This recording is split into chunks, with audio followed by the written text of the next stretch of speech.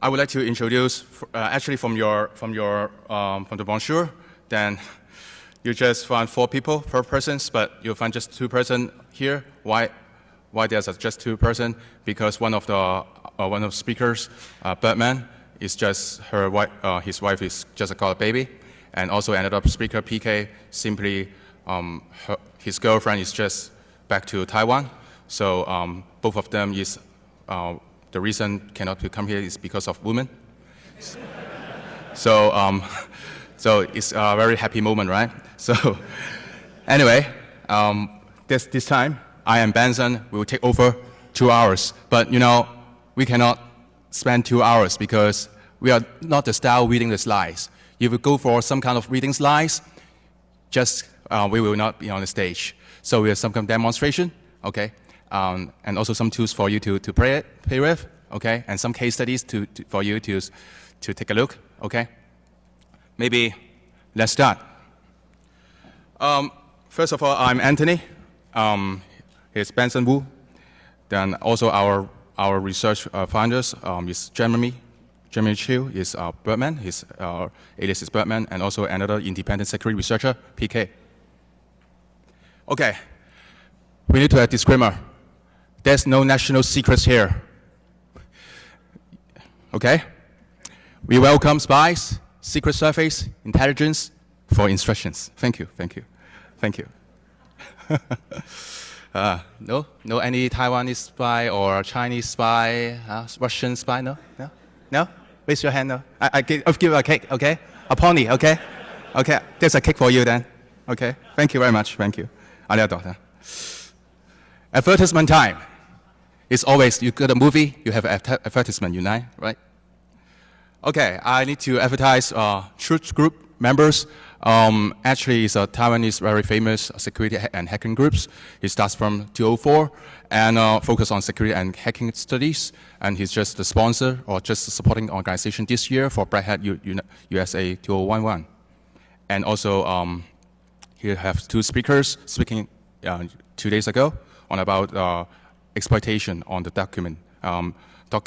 malicious document. Also, there's another conference, is a Hack in Taiwan conference. Then it's the largest scale of the hacking conference in Taiwan. Actually talks, war game, and food. Come on, come here, right? Even I'm come from Hong Kong, man. But it's good. I went there for 2 times, but the atmosphere, professionalism, everything is good, and got some kind of English interpretation. Then happen on every July, okay? And there's a link for you for reference. I founded the group since 2009. Actually I founded this group because I'm inspired by DEFCON. Because DEFCON is really a cool conference with contests, with many talks, and with many people to meet up. You're nice, and also with drinks. So that's really good conference. I could say it's an international conference. So I back to Hong Kong and then hold a group to organize more hacking security research studies. And we have just published some papers like the Facebook forensics and kinds of web app security feng shui for Macau and Hong Kong. You know feng shui? Do you know feng shui? Okay, no feng shui? Or put a stone in the door, something like you make you wealthy, something like that. Okay, don't trust it, I don't know. And also there's case studies about, I investigate into a case about the lost the money for the bank children. The title is $1 Million Lost in a Minute. So just feel free to visit our sites then. And also I want to promote the Wellsmith because he partners with me and Colin Ames last year to give this kind of talk about the China-made malware. Thank you very much. And they have a blog in attackresearch.com. Then I suppose it's a very insightful blog. That's enough, Anthony, right? Let's start, okay? Last year, Wellsmith, Colin Ames, and I worked together analyzing China-made malware. We would like this year continue this effort. This year, then, we deal with many target attacks. Actually, Benson, Birdman, and PK comes from Taiwan. For me, comes from Hong Kong. In Hong Kong, there are also some kind of target attack, not just Taiwan. Okay, we are not alone, man. Taiwan is also the major, and Hong Kong is also the major being the target, being attacked. Then we would like to be happy to be present here, and we are selected in the first round in the DEFCON, but we are rejected at Red Hat. Their reason is we are curious about your automatic analysis. Will we come a board in Red Hat from here? Because Jeff told me there's 400 and 500 review board members. Okay, I give the kick to him. Okay, just a lazy kick. And reference talk is TT and also Lenniker present 2 days ago about reference of target attack, modern document exploit techniques, and also the next session is Marood about leaky PDF. So it is more than just like a collection.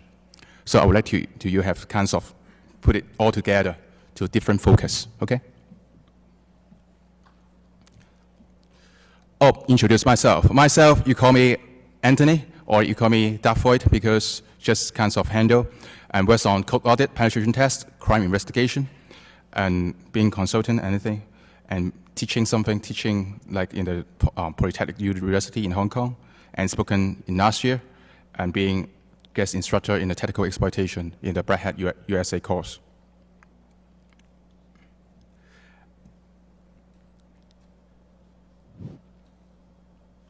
Oh, yeah, I left Benson to introduce himself. Yeah, my name is Benson. Berman and then PK and I, we are all from Taiwan, and we are from the same lab, called Secure Lab. Well, the truth that they couldn't come actually is because it's really expensive to come over to Las Vegas. It costs us like, more than $2,000 just for the air flight. Well, we can only afford one of us to come over. And we study a lot about APT since starting this year. Before that, we actually do a lot of commercial products. But then we feel that APT is so serious that we want to really focus on APT starting this year.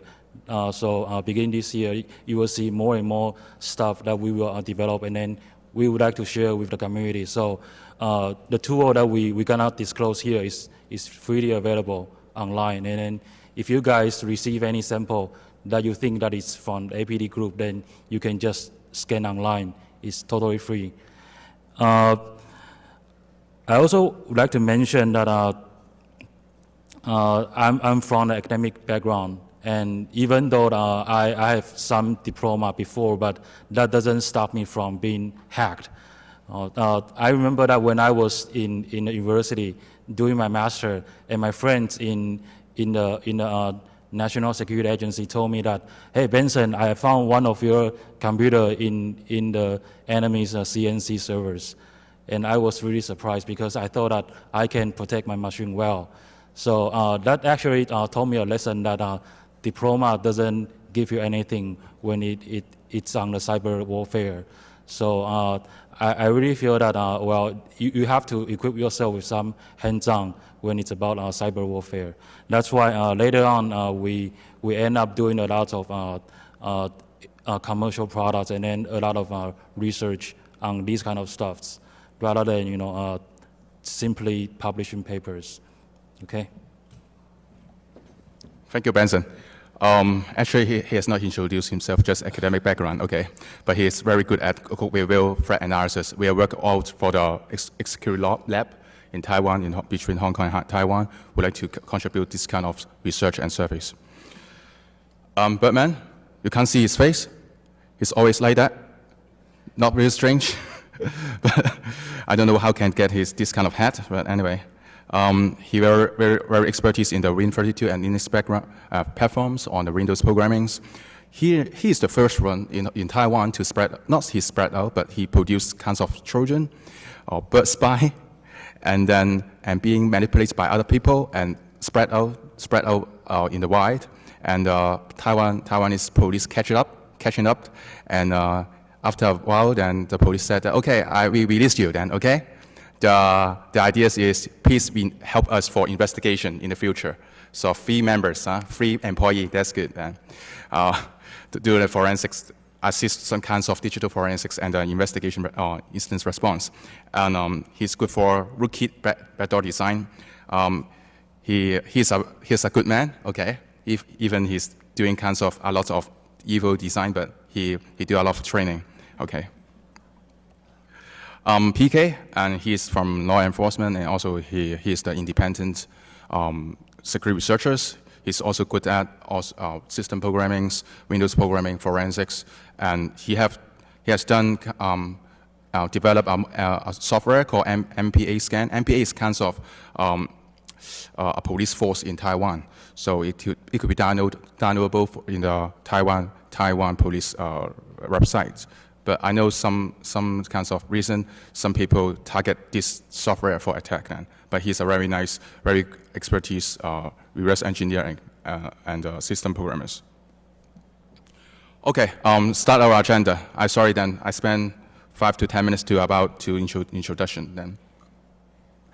APT stuff is, actually I don't know where the terms comes from, but it is easy for people to say it is a target attack, but every attack, target person may be quite advanced. But it's specialized target for a specific company, organization, and also it's organized from a group organized attack parties. Other than providing the case studies, I would like to present and analyze the APT from malicious email documents throughout our automatic analysis, okay? And later on, Benson will present about the DNA clustering of different APT task force. For example, you have some bad trial society like 14K, different K, okay? Different trial society parties, then it is the same ideas of this different APT task force here.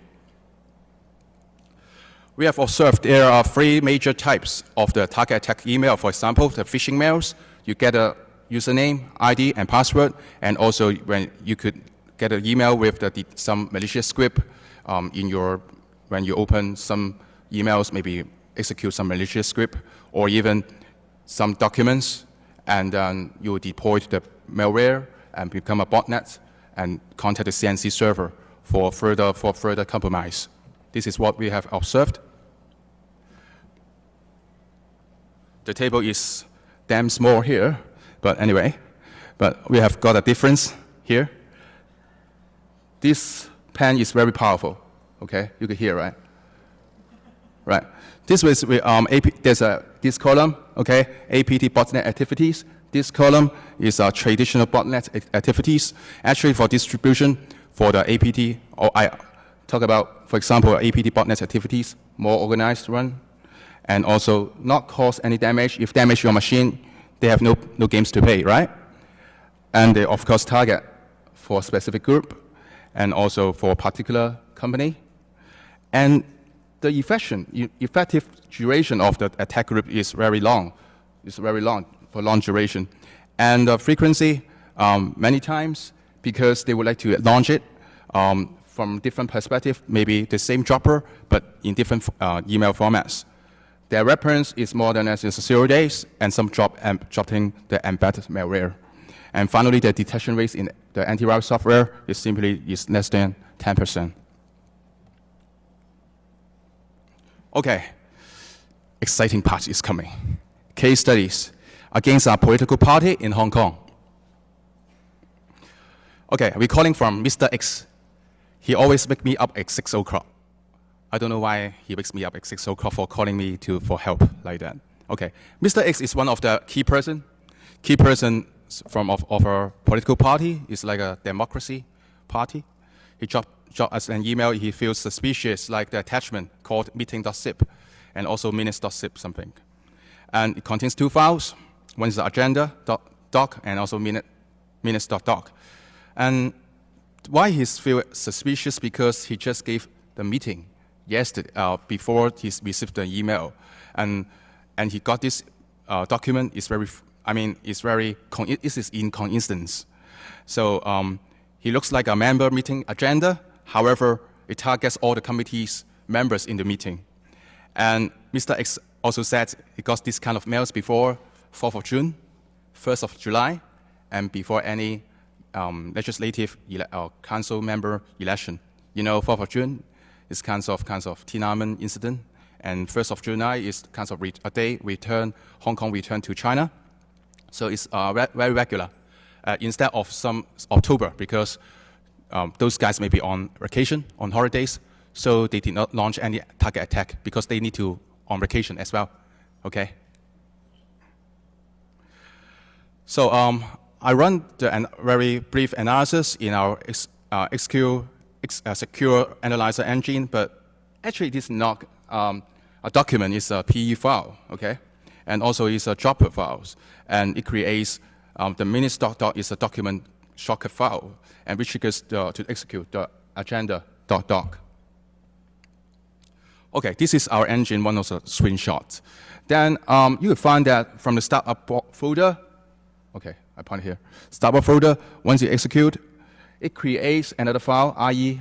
check.exe. And then afterwards, it generates the code, generates the DLL, MSVCR. It looks like very legitimate DLL files, but it isn't, right?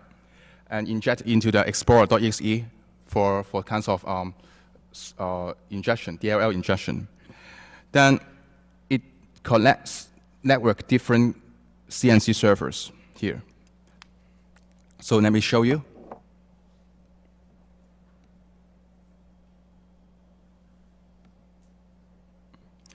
Yeah, because of time, there's no time limitation because, yeah. Then you'll find it here.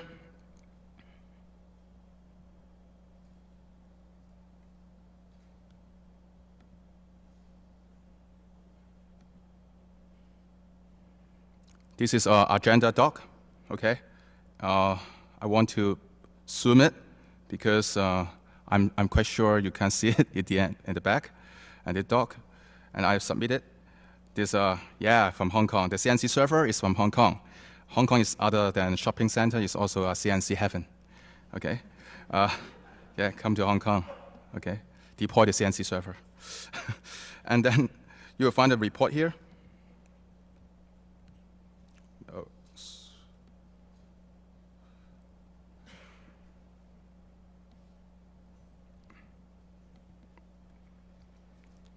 Okay, as what I captured in my slide, but anyway, here is what we have shown and analyzed. Because if every time you need to boot up the VM and get the analysis, then it's a boring job, right? Every time you put up a VM, every time you run the executable, for every samples, I don't think it's fun, right? So we do it on the automatic analysis. Brad, have you seen it? Yeah, thank you. But it's not our core dish or main dishes, okay? But just like that. What? How long? How long? Maybe just 30 seconds to 1 minute. It's not bad then. Then go for a couple noodles, then back, then the results comes out. Okay, back to the slide. Well, here is quite very silent. Yesterday, in my hotel room, there's a lot of rock music underground, and the woman shouts, man shouts, wow, over the night, then it's amazing. I don't, yeah. Shouts from the other rooms. I can't sleep, actually. So analyze our analysis, the CNC location. You find it from Hong Kong, and the post is 8080. Actually, the case is still alive. The CNC server is still here. So I'm not announcing here because we are writing a paper. Then we'll submit to the forensics and some conference and malware conference. Then before the law enforcement just join in to influence our result. Some traditional intelligence of analyze the malware, like use the capture bat, what files is create, what files is delete, right? And also like what kind, yeah, it supports what I've told you about our analyzer, what files is added by the system after the malware executed, and you prove it. And also like IPsec step.dat is added to the explorer.exe to kinds of encryption for the IPsec channel to back to the CNC servers. Okay, some files added, I don't go through it but I would like to see that like that they simply generated the MSVCR, but the file is not like that. It should be MSCVR, right? If the file is legitimate and is approved by the Microsoft, is signed by Microsoft, the name is quite confusing, and different files are added here. So afterwards, the agenda.doc is deleted. We have got some analysis. Okay, he targets QQ. Anyone have QQ? Anyone have QQ? Anyone? No one? I would like to give up the cake. Oh, no QQ, okay. But if you go to China, if you need to make friends in China, you need a QQ, okay? The first thing is like the ICQ, like the instant messenger, you need a QQ.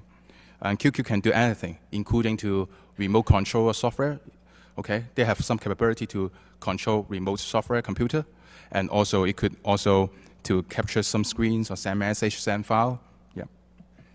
And many children writers focus and take the advantage of the function of the QQ. And also Foxmail. Foxmail is also like here, Foxmail is also like a China prevalent mail service. Of course, we have our good friends, Messenger. Yeah, Messenger is also our good friends to the attack target. So also then, it proves it injected to the explorer.exe. Not a surprise, but I would like to see. DLL, you know this Chinese word. It's kind of DLL, injection failure. It's written in Chinese. That's good. They make the programmers give the comment. Give a comment to say the DLL injection failed in Chinese. I like it. I like the comments. Well documentation. And also, as you say, you find it. I got, right here is the explorer.exe, but besides, there's his brother, SVC host. Why? When I analyze the sample, I can't find any injection to the SVC host. I will tell you later. Okay, the agenda.doc is nothing special. It's just a dropper.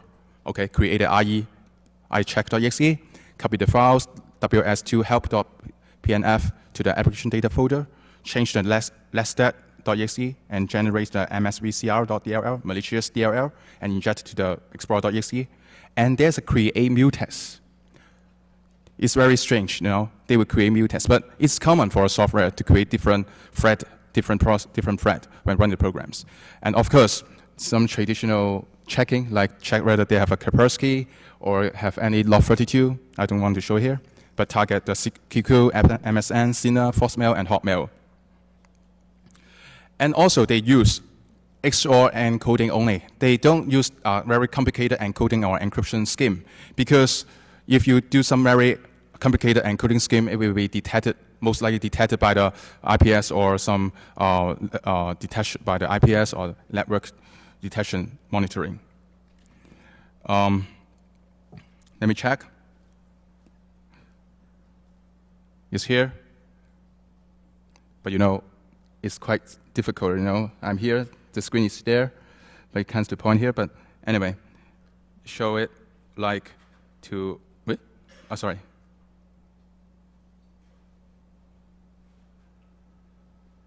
Something that is encoded.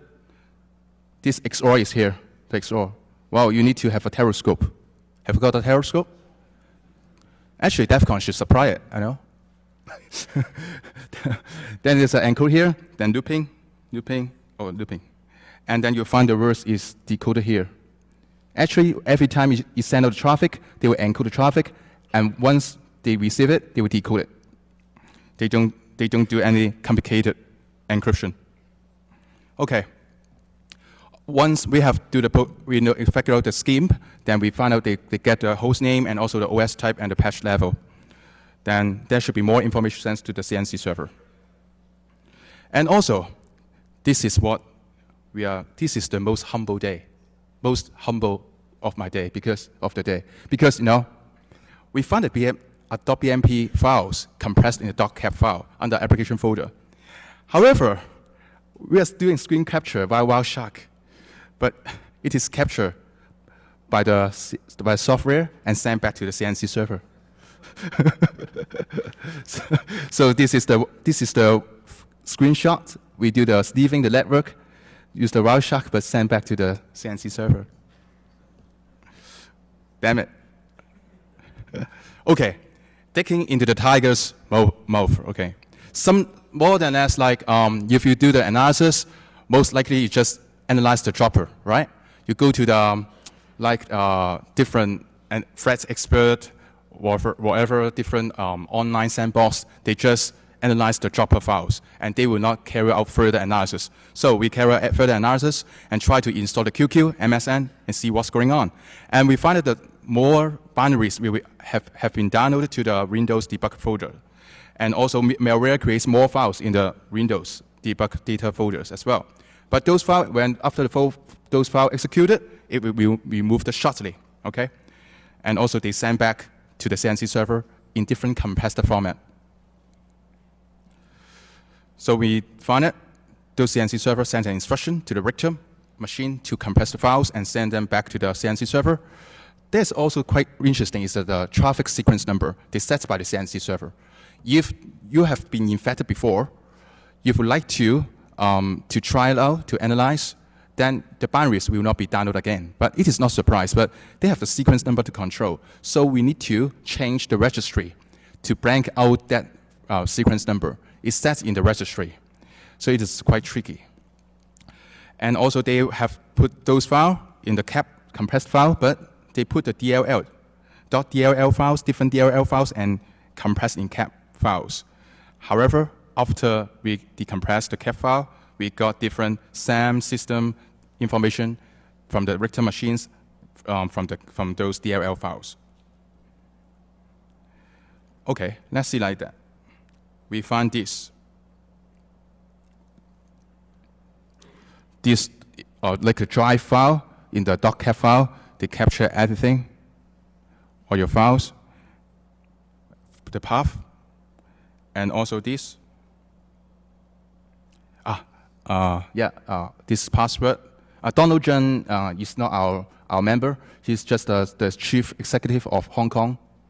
Okay, we just take him as a fake email address. Okay, then it's better, right? So you find that they have put it in this kind of test format without encryption. After carrying out the dynamic analysis, we got 3 more binaries. We got it. With these 3 more binaries is, one is responsible for to collect all hard disk drive. It's a FVC win32.exe and create the file drive under C Windows debug. You have just seen it before, right? And also other files called AVC win32.exe. After execute some a short period of time, it is renamed as SVC win32.exe afterwards.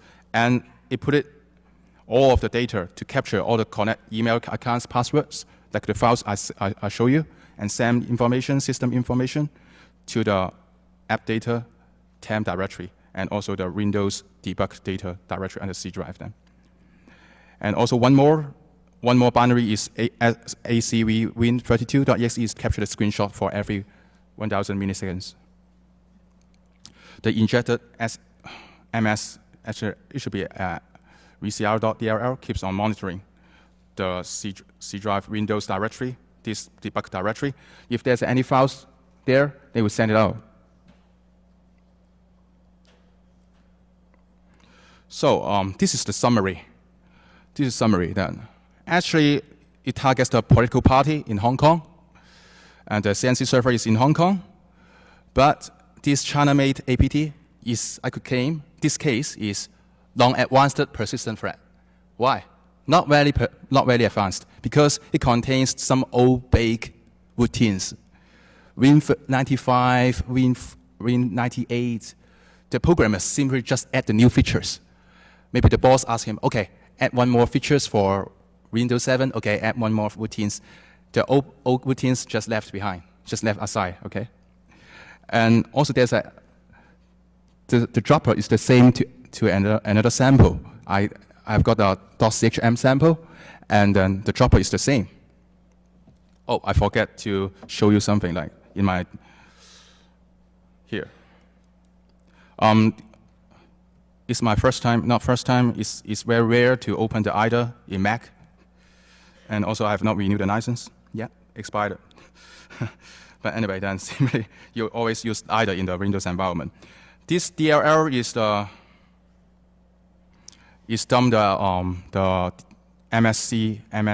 mscvr.dll. Then we could find it.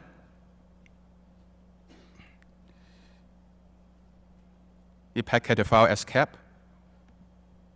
I need to use this one.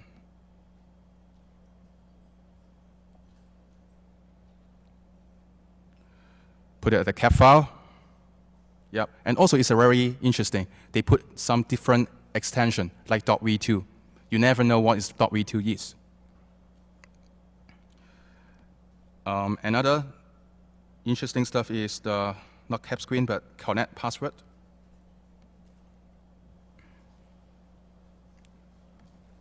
Can you shut it off, this one? Get password, for example, the get MSN. Messenger, MSN password.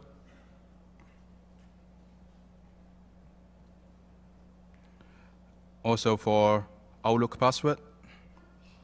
Yeah, they're quite good for collecting different passwords from different software. So if you want to jump from APT, simply try to use this one, this software. But you can't do that, right? And yep, to do the password. And also, let me check some very interesting. Yep, this is called a password. And one more is the cap screen. I need to show it because it used some old damn screen capture routine in the Visual Basic. So that's the reason why I say this is not really advanced.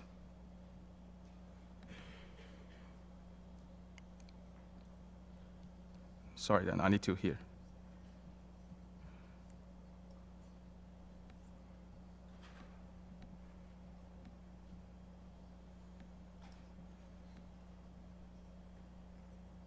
Yep, let's see. Here, right? Create DC is, I think it's traditional, but it's very old. Some kinds of capture the screen or write the bitmap stuff. It's already very old. Okay.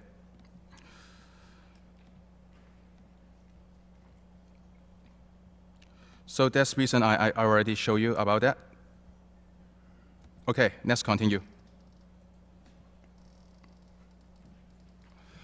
And the agenda doc is just packed with UPX. XOR is used instead of some complicated encryption. Then download the payload in different stages.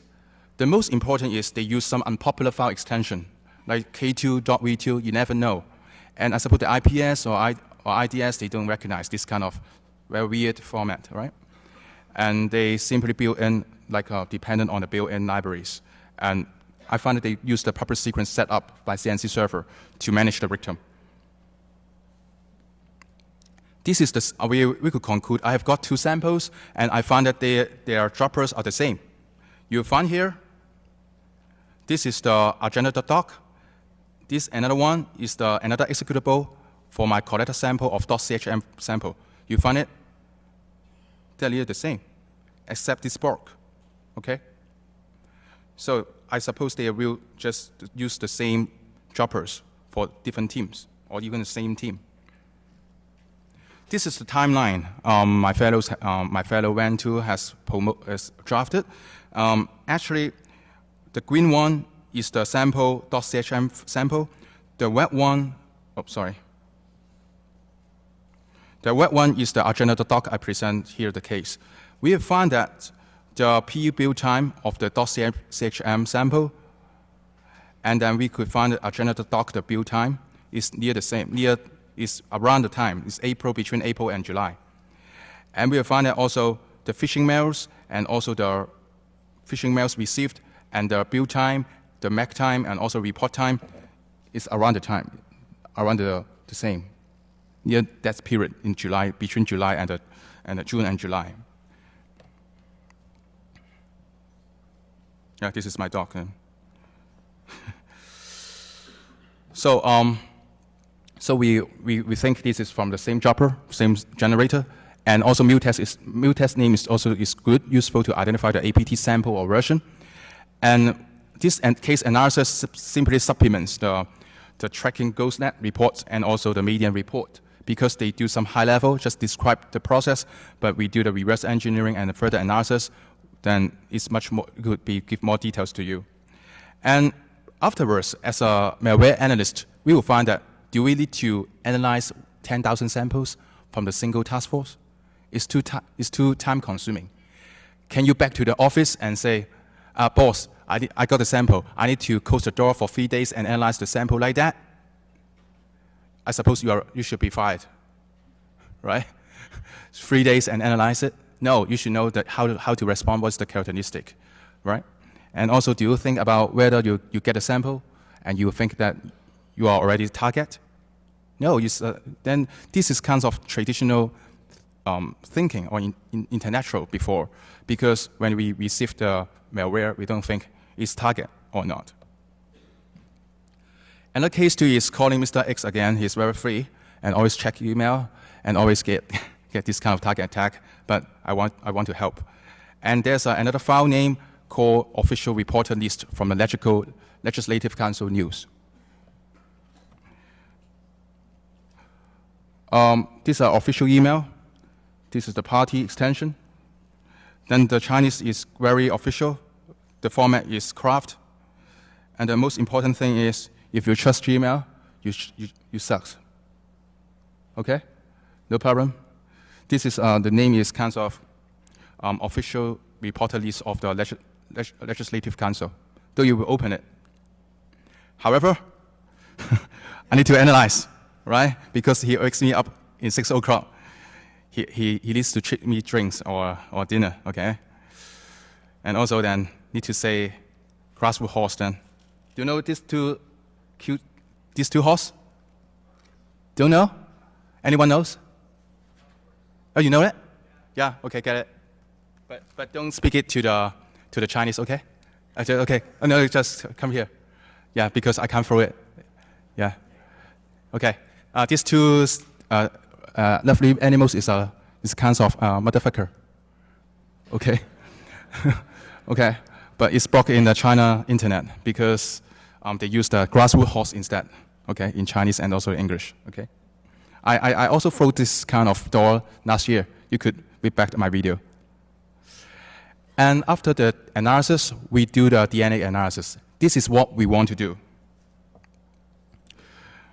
I find the samples, the Excel samples, I upload to our engine called APT Disser.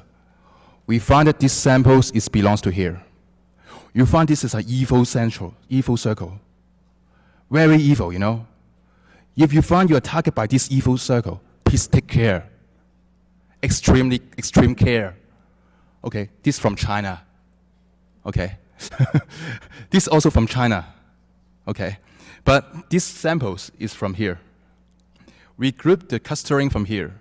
And the different color means different years. Different kinds of year of the exploit of the build time years. Okay? The detailed analysis will be from Benson. It will be much more cool. This is the old version. Then we got the exploit name, the build time, and the group C. Yeah. And this is the analysis. You see it before.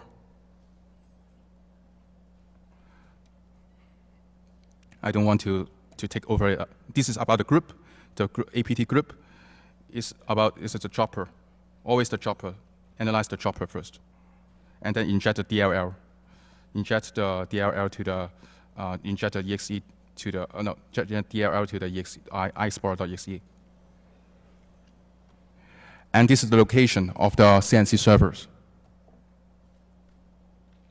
28.5% CNC server are located in China for this sample, for this group. And in Hong Kong, as I said, I always support Hong Kong as a CNC center in the Asia. So they got 28.57%. Okay. In Canada, it's not bad. They are on the third place.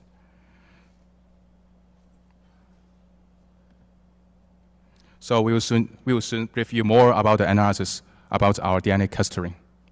For peace or warfare, Pen 1.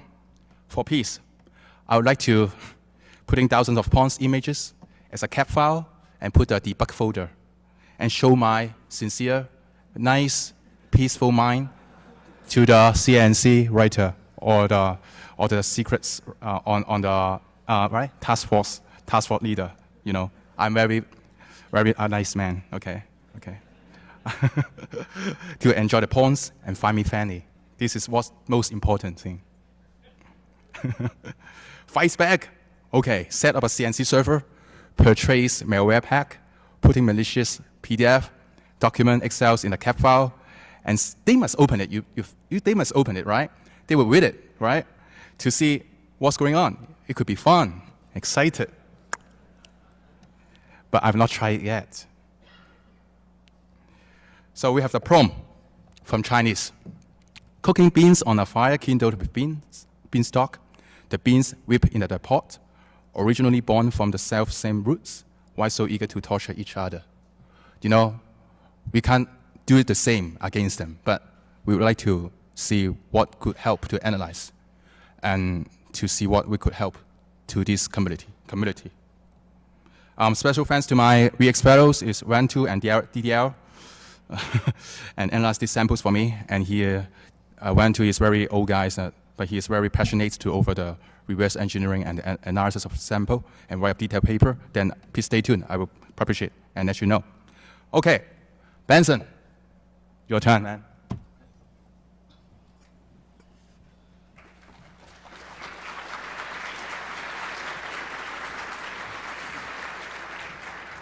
I prefer to use here. Yeah. I'm sorry then. I just leave out without take care about it.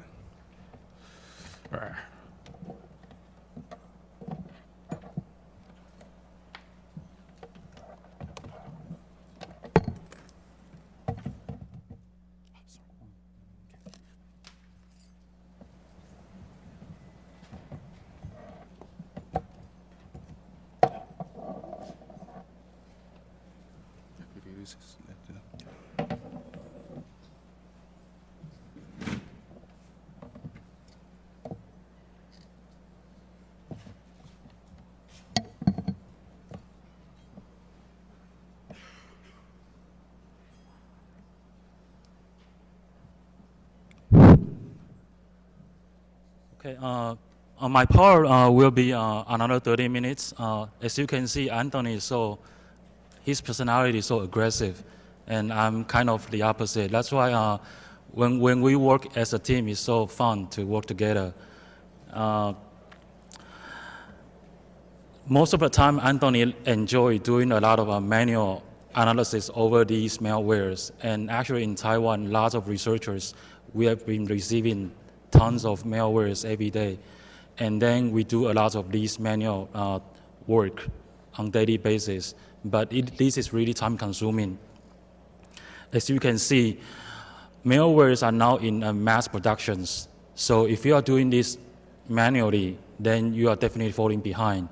So this is why we really want to come up with automatic systems so that we can easily classify whether this is made by automatic tools or is actually made by human beings.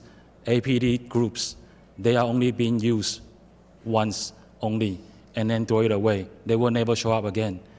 If that's the case, then how we can go beyond these situations and then try to understand who are behind these samples. So we want to automate all these processes rather than doing this manually. And you guys might recall this slogan, well, this is not ghost in the browser. Well, Google says ghost in the browser, so they are good at goes in the browser, but not goes in the networks. And this is what we think. APT is actually goes in a network. Once they get into your network, they try to stay there. So they are not like, fast in and fast out. They actually try to get into your network, and then they try to stick there, and then they never want to get out. So they try to stay inside, hide and seek, and then try to steal everything they can steal, and then try to escalate the privilege until they can steal more sensitive, more confidential data. In Chinese, that's how we written it, 网路里的鬼.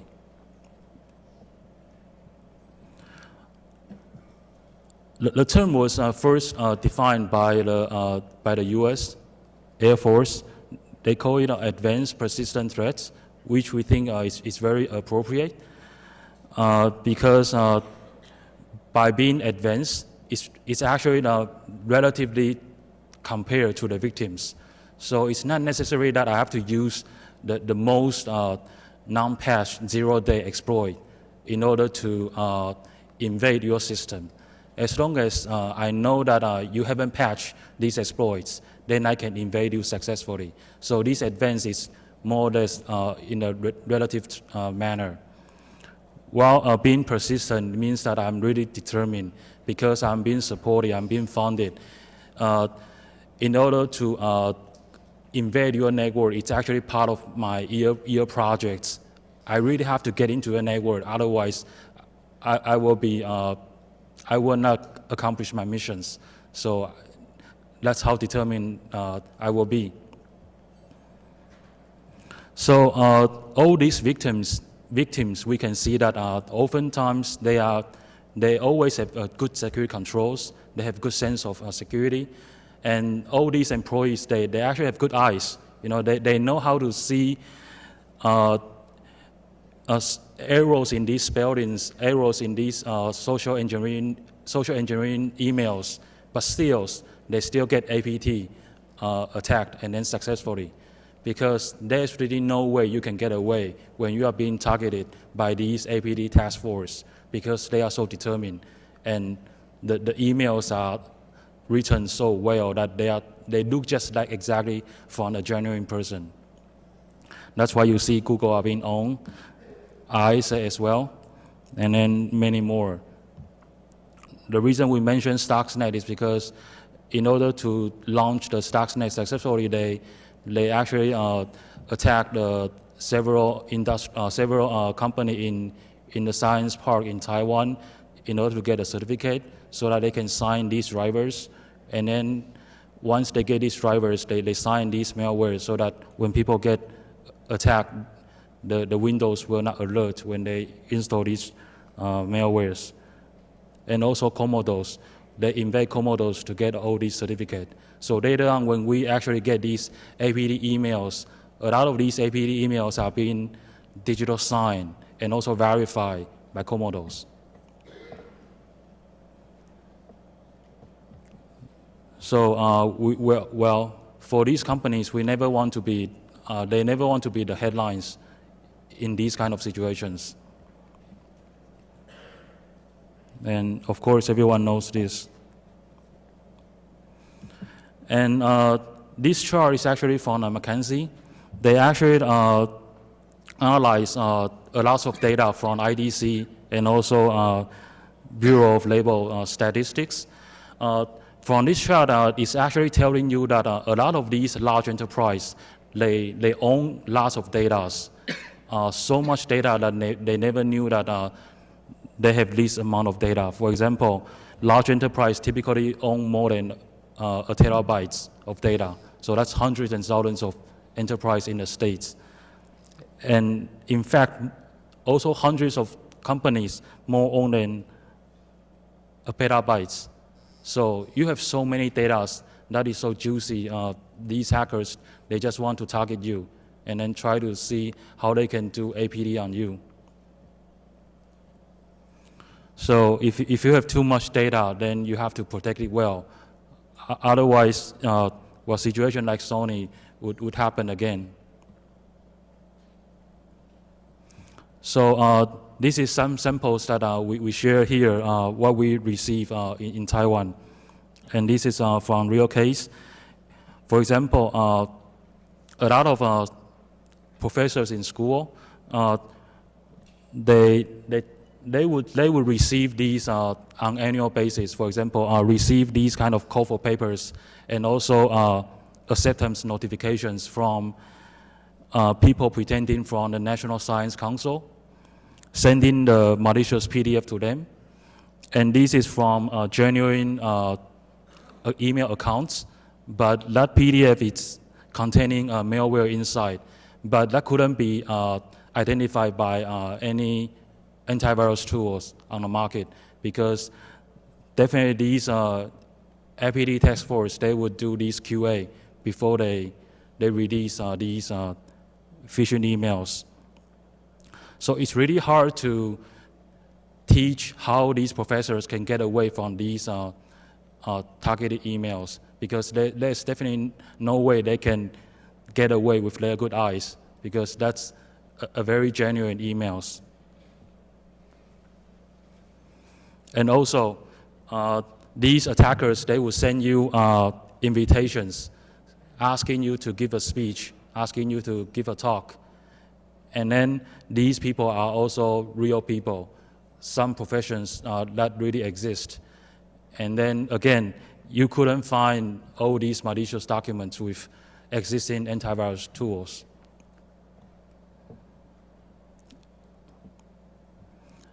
And these are the statistics numbers that we are receiving on daily basis in Taiwan. Roughly 20,000 suspicious emails are sent to gov.tw on per day basis. And then out of these, every month, about 4,000 to 500 are APT emails. And these are couldn't been identified by any antivirus on the market. So we can say that every month we can collect this amount of samples. So this is our research motivations. In the past, we see that these APT incidents happen again and again. This really implies that we need a better security controls, because this is out of control. Existing tools doesn't help. That's why incidents happen again and again. So we have to turn the table around. Otherwise, it's always the attacker in the dark and then the victims in the light. And we have no ideas who are attacking us. And then people also saying that APT is the new term, but old problems, and yet inevitable. Then that's really a very ironic situation, because if it's an old problem, then we got to have a way to encounter it. But then it seems so inevitable that we couldn't do anything with it. So we are thinking that actually we have so much security control right now, but none of these are designed to fight against APT issues. And then also because APT is highly targeted, it's very hard to collect these samples from the way how we collect viral samples. Right now, viral samples are being collected through honeypot or honeynet, but these APT samples will never reach all the honeyNets that you deploy. So the only way you get APT is either through intelligence exchange or by really deploying some devices on these classified personnel's email box. Otherwise, you would never get these APT samples. So there is a Chinese saying that we must first sharpen our tools, otherwise you wouldn't see the attacks going on. So our research direction is that we want to analyze these samples so that we can see the groups behind these samples. In the past, it's always receiving the viral samples, and then we determine whether it's malicious or not. Then that's it. We never try to see who are behind these viral samples.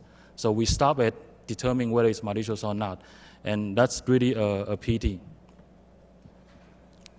And then from these APT samples, we also want to see if we can find out what's their plan. So what's the correlation between these samples? And probably we can associate all these APT samples, seeing that, oh, they are actually all targeting at this particular group. So we can probably come up with their year plan on who are they targeting with. And then also from a single one-off attack, we also want to see the trend. Because by seeing the trend, you can see how advanced these APT task force are. You can see what kind of weapons they have been using. Because the weapons they use, they have to spend money to buy it. So you can see how well they are funded. And also you can see how persistent they are, how many years they have been in this cyberspace, and how active they are. Sometimes you see them being so active maybe for 1 year, but then they stay very silent for another year, but then all of a sudden become so active this year. So you can see all these trends very easily if you have automatic tools. But if you only have one antivirus on your hand, then you can only see one-off attack once at a time. So we try to do digital forensics on all these APT samples. And these are some of the attributes we try to get from these samples. Just to name a few, for example, malware features, what exploits are being used. So usually we associate these exploits with CV numbers so that you know exactly what CV exploits are being used. And also the CNC networks that are being leveraged. Because these CNC networks, they usually imply the stations that they deploy in different countries. And also the emails, who are they targeting? Who are they pretending they are? And what's the content inside the emails? And also the victim's background, and also the time of attack. Usually the time of attack would matter because they try to do social engineering. So for example, when they send the meeting notes, the meeting notes will be associated with, will be very close to the meeting time. So the time of attack also matters. And how are we different from malware study in the past? Study in the past, they have an assumption that all the information they analyze are very 100% accurate. For example, if they do signature-based detection, they do exact match. So if you doesn't match the signature, the pattern doesn't match the signature, then they will say it's not malicious. So that's how antivirus does. And for behavior-based profiling, if your behavior doesn't match the profile they did, then they will say you are not exhibiting a malicious behavior. And if you are not exhibiting your malicious behavior in a sandbox environment, or you pretend not to exhibit the malicious behaviors, then they cannot profile your behaviors at all. So they have an assumption that they can see through you and they can observe the exact behavior you are exhibiting. But what we see is that malware doesn't behave that way because they are usually packed, they are usually encrypted, and they are designed in a way that they don't want you to be analyzed easily. So you have to tolerate some errors inside, and that's why some of the theories that we use, they allow some errors and then allow some information being loose. For example, we use some rough set theory. So rough set theory is almost like the opposite of fuzzy. And then we also use data mining so that we can easily associate all these different attributes. And then we also use clustering so that later on you can see how we cluster all these different APT groups, and then etc. So we use a lot of mathematics to help us analyze our data. And then of course we not only use static approach. In case where static approach doesn't work, we also use dynamic approach. Our background comes from dynamic approach, so we know very well how to observe malware in a sandbox environment. We know very well how to trigger them in a dynamic environment, but we know that it's very time consuming and you cannot replicate you cannot replay the required parameters to trigger them. So dynamic approach is really the last actions that we will do. And so we will apply static approach first. So it's a multi-layers of technology that we will apply. And some challenges are for dynamic analysis. For example, they will do encryptions, they will do anti-sandbox, they will do dormant functionalities. So they will not exhibit the behavior, they will sleep. They will detect if there's a mouse movements, or they will even try to communicate with the external networks. And if they couldn't communicate with the CNC server, then they will not do anything. So in those cases, you definitely have to do static analysis.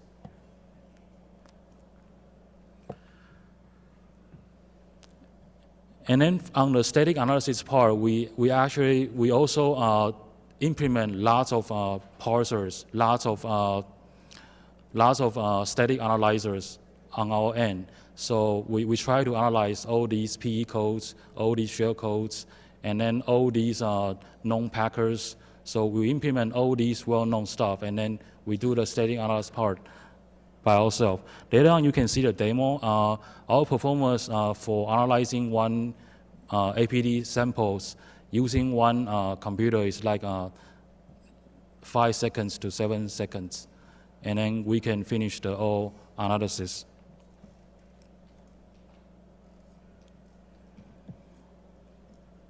And the middle part is the data we're gonna extract it from these malware sample. You can see that if we can identify what exploit are being used, we will give it a name, for example, the CV number, and then what shell codes are being identified, and then what kind of CNC network are being used, and then also are there any suspicious structures. So we will also walk through the suspicious file structures. And then we will also try to locate any known malwares that are being used. So for example, the PE and also these code snippets. And then if we try to run it in a dynamic environment, we'll also try to say that, well, when it's being executed, where it would hook in the runtime environment, what registry key you will try to modify. Then if you are being compromised, then how you can try to remediate yourself. And then once we extract all this data from the samples, we will try to normalize it into APT attributes, because now we will try to do the clustering. So we will do the normalize first. And then this screenshot is actually to share the beauty of extracting all these stuff from the binaries. Of course, we can easily get all these binary doing it manually, but with a system, we can get this data very easily. And some of the interesting stuff we get from these binary strings is a new trend like this. Anyone used Plug before? Plug is very famous in Asia, but I think Twitter is more famous here in the States.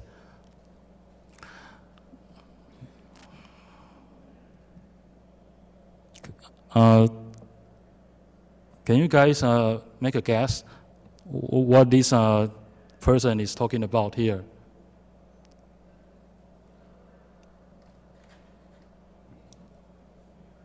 This is definitely not a human language, right?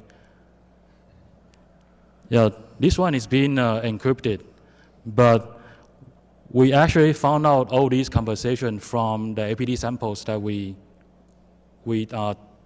analyzed. We noticed that from all these APT samples, they tend to communicate with the plug. So if it's in the US case, they would tend to communicate with Twitters. And then they will communicate with different Twitter accounts, but they speak similar language, a language that we couldn't understand, but a language that they all encrypted with the same key. And if you decrypted the text, you will find out that it's actually a a CNC info. So they started not to put the CNC information inside the sample. They put the CNC information on these web applications, websites, so that they can easily get it through port 80s.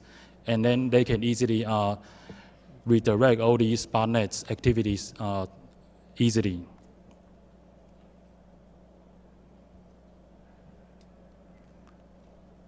Once we get all these normalized data, we do the clustering.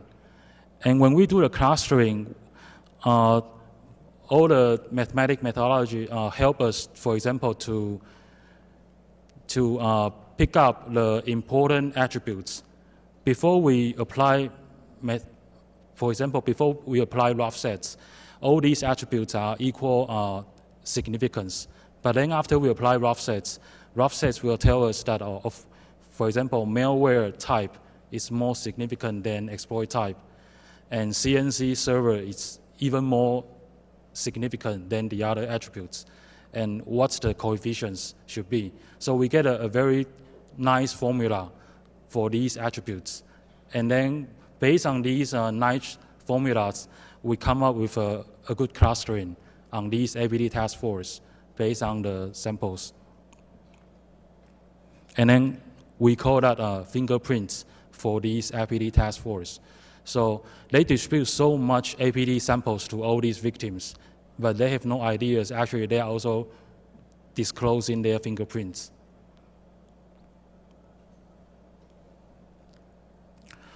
So to make a common basis when comparing all these data, we actually use a common samples.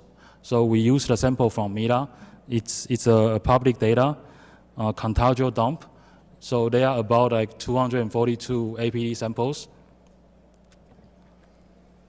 So if you guys are interested, you can also download it from the MITA's websites. That's the sample that we use. And we also compare our detection rate with antivirus. But before we mention the detection rate, let's see how the antivirus perform when they are scanning against these viral samples collected from honeypots.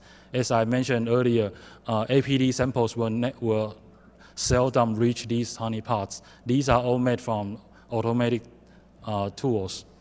So as you can see, all these antivirals perform very satisfactory, right? Almost like 100%, 99 point something. And this is from Shadow Server. They update these on a monthly basis.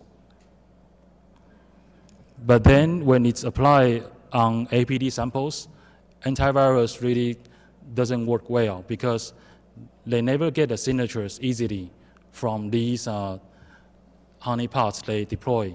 So these samples hardly enter their laboratory. So usually the time when they get the signatures takes much longer than usual.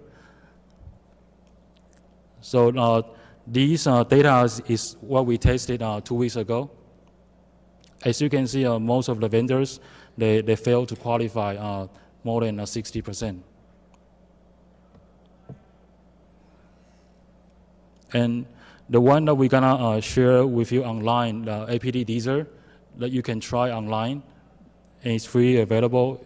This one has a detection rate of more than 94.6. And of course, it's not only on MITA samples. Once we announced this, so many people began to upload their APT samples as well, and you can see the graph becomes bigger and bigger. The community really contribute a lot, and then the overall APT task force graph becomes much larger than the original 200 something.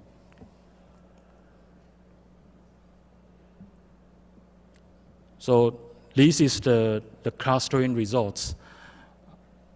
After we analyze all these samples, we actually can see the task force behind these samples.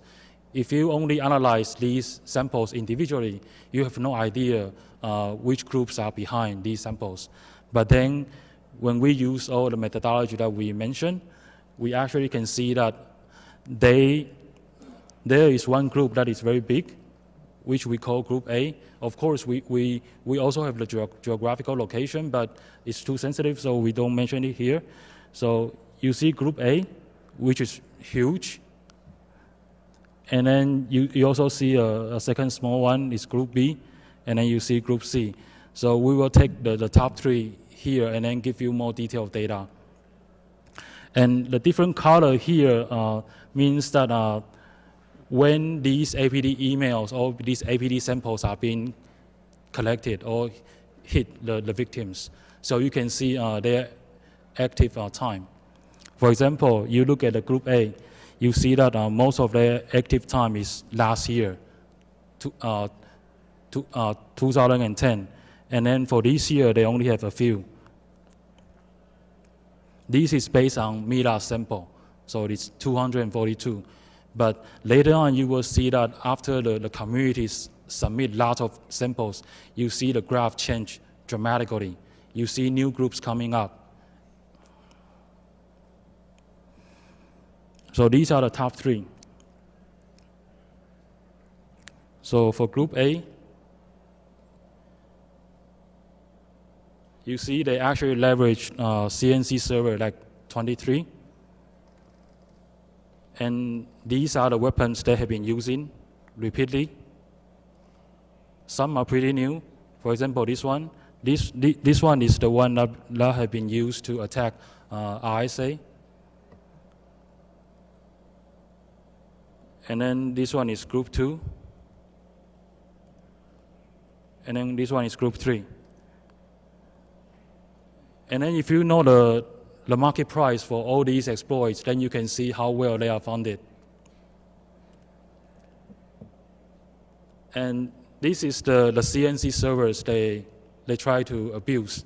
And you can see the countries are like Taiwan, US, Hong Kong. So these three dominate more than 50. So I would say that the reason Taiwan is being abused a lot is because the bandwidth in Taiwan is very stable and reliable.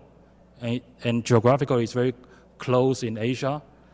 And also Hong Kong, Anthony mentioned, Hong Kong, they respect your privacy so much that when you do something evil, they don't even try to disclose your privacy when you host a machine in ISP. So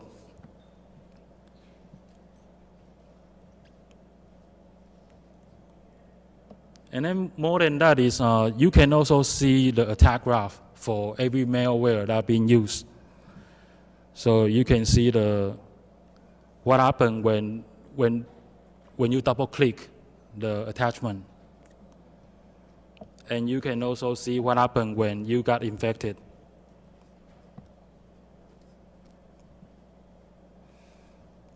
And even the bug comments that are involved inside this APT group.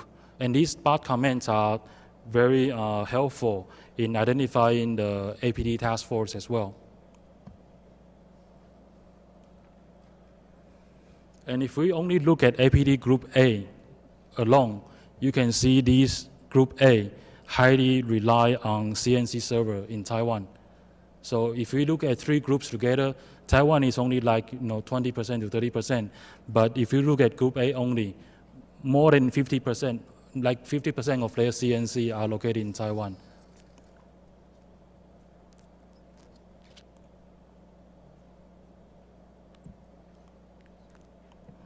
And this one is interesting. This one is Group E.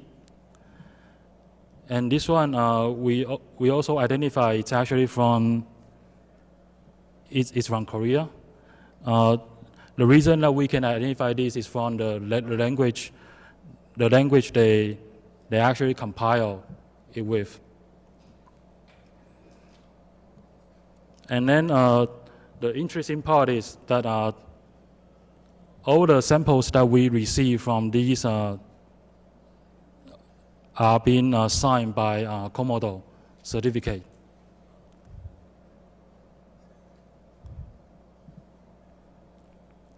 And when we submit to VirusTotal, only one antivirus can detect that. So it's a very low profile APT attack.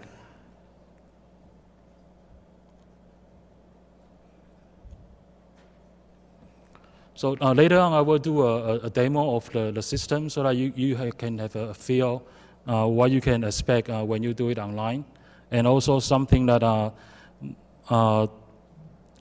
we are still working on.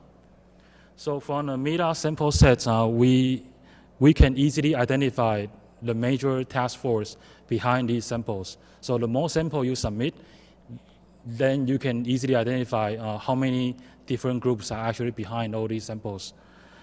And then you can easily identify how many weapons that have been purchased, how many different exploits they have been using repeatedly, utilized. And then one interesting thing is that they keep on changing the exploits they use, but the embedded malware tend to stay the same.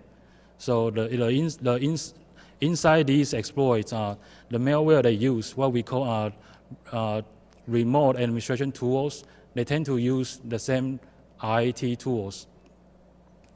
So these embedded malware is limited to a few one. So for example, in the States, it will be probably like poison ivy, will be a very famous one. And then we also found out with these APT samples, we actually extract hundreds of attributes, but among these attributes, very, very significant ones are CNC servers and malware used. And less significant ones is the exploit type, even though APT task force, they will use dozens of different exploit types. And if we look at the language used in these APT samples, one thing that we can say is like 1/4 of the samples are from China, and then some samples is from Korea, and then we also have samples from Russia and France. And then if you look at what CNC servers are being abused, the top one will be Taiwan, US, and then Hong Kong. And then this one is readily available online, where you guys can try. It's when you upload a binary, it will give you a graph, and then it will also tell you whether it's an APT file or not, or it's only a normal virus. So if it's only a normal virus, then it will not put you into the graph. So this graph will only draw an APT task force graph.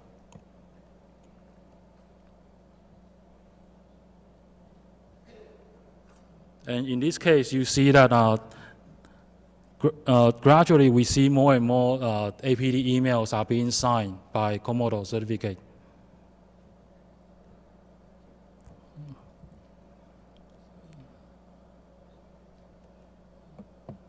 So you see emails have been digitally signed and then verified.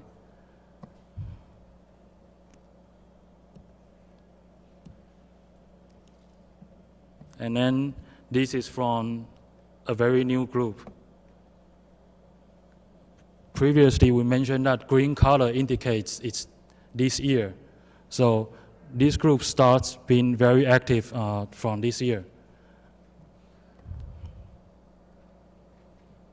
And they don't exist in META sample. They just show up after the communities start to submit their APT samples.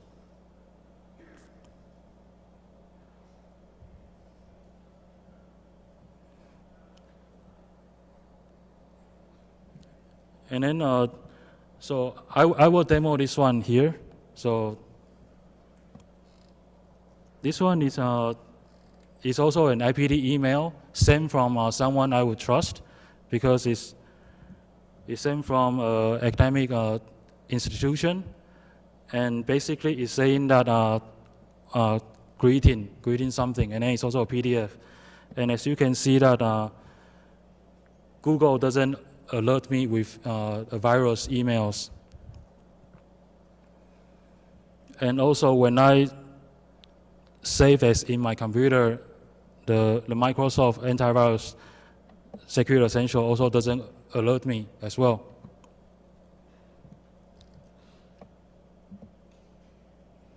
But then this is the APT teaser that you guys can try.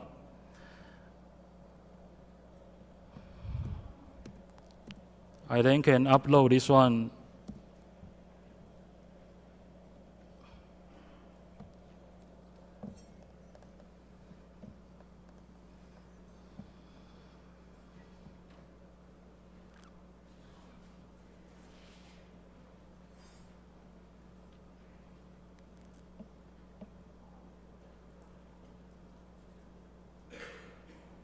What's the link? Read out the link. Okay, it says that your sample is of APT grade, so it's a good quality. It means that it's not a normal viral sample.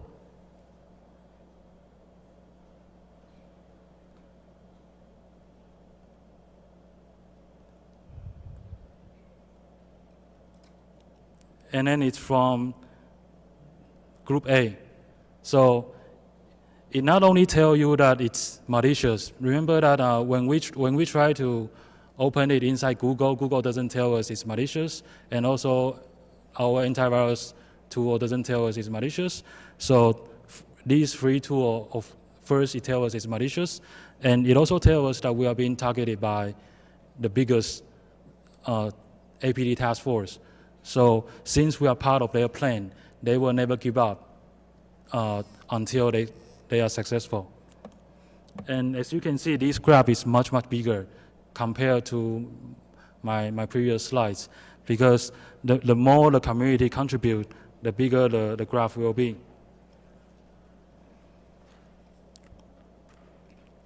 And then we also have, what we are still developing is, we try to put this together with like a dashboard so that you can see a more holistic view to see the trend. And then we also try to associate it with Google Map, which is very fun. For example, we try to see Taipei, and then later on we try to make it together with the street view. So probably you can see a hacker is sitting there on the street. Yeah, real time. And this is something the US can do easily, right? Because you guys got a satellite. Okay, yeah. I use this. Okay. Pretty cool, right? Actually, if you become a CNC or a deploy CNC, or you located, man, actually it's my honor to work with Benson, Bertman, and PK to perform the secure lab, than to give this research like that. Actually, for me, you know, as Benson said, every time we do the manual analysis, it's quite very time consuming, and even from the same generator, we can't respect what is the task force behind. We need to identify the evils behind, you know. Otherwise, you never just, every day you take a routine job to analyze, it's meaningless. We need to escalate the analysis level, one up more level, so you can make your plan, strategic plan on your how to respond to incidents and how to make the controls, instead of just buying different boxes, firewalls, IPS, and you say you have done the control. This is not our story in the future.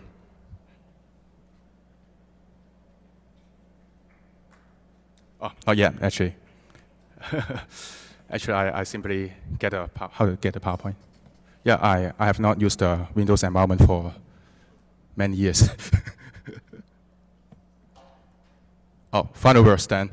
Actually, we could reach us at www.secure-lab.com, and we keep collecting samples and enhance the capability to analyze and observe APT DNA family in more accurate manner. This is what we want to do. And deep technical analysis of our sample is still needed, right? But it's helpful for DNA footprint analysis.